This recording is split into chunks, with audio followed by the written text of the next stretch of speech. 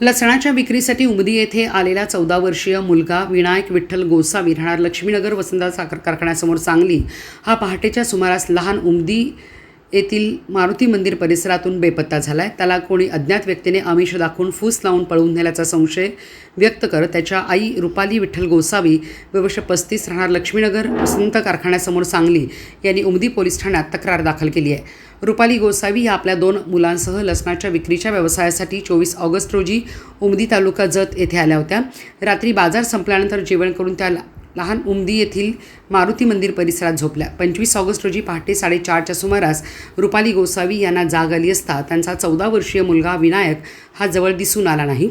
त्यांनी मोठा मुलगा ओंकार आणि बोलेरो पिकअपचा चालक कैसर खान हैदर खान मणेर यांना उठवून विचारणा केली। त्यांनी ही विनायकबाबत काही माहिती नसल्याचे सांगितले।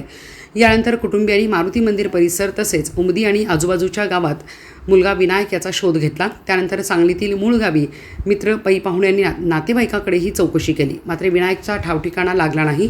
बेपत्ता मुलाचे नाव विनायक विठ्ठल गोसावी वर्ष 14 वर्षे 10 महिने जन्म 19 ऑक्टोबर 2011 असे आहे।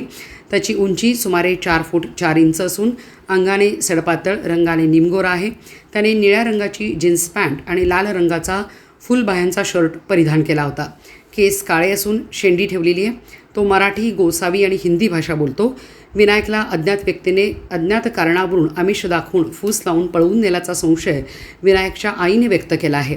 या प्रकरणी अज्ञात व्यक्तीविरुद्ध उमदी पोलीस ठाण्यात तक्रार दाखल करण्यात आली असून पोलिसांकडून बेपत्ता मुलाचा शोध घेण्याचे काम सुरू आहे।